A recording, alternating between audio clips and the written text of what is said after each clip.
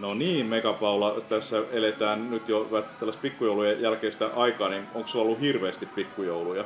No kyllä niitä on tuommoinen 15 kiertynyt, että ihan ollut taas kiireinen pikkujouluaika ja eräänäkin iltana oli 3 keikkaa samana iltana, että kyllä siinä sai juosta paikasta toiseen. Minkä tyyppisissä pikkujouluissa, jos nyt heität jonkun esimerkin, niin sä oot esiintynyt?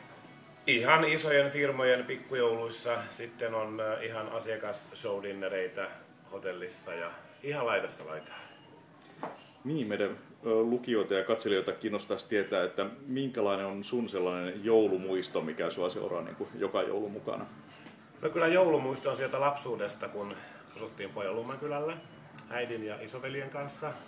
Ja sitten mummi ja pappa tuli jouluksi meille ja äiti laittoi sitten ruokaa ja minä yritin häntä sitten auttaa mahdollisen mukaan. Ja oli aidot kynttilät kuusessa ja semmoista kunnon maalaismeininkiä. Kyllä se on jäänyt mieleen. Aito joulu. Oikein ihanaa, rauhallista ja muutenkin lämmintä joulua ja rauhoittukaa ja syökää hyvin. Ei syöminen ole pahasta.